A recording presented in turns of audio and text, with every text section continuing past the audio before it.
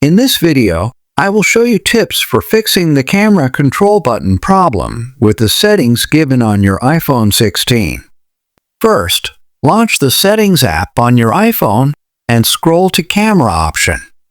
Find the Camera Control option at the top. Tap on it. We can quickly make adjustment by light press on Camera Control button.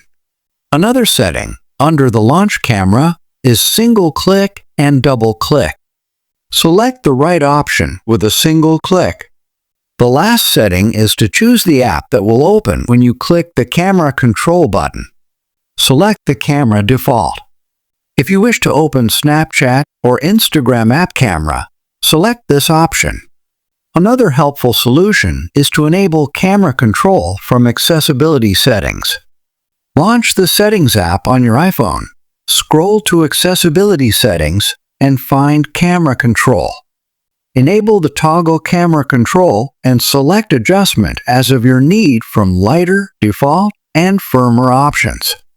I hope you found this video helpful. Don't miss to like, share, and subscribe for new free tech guide video updates.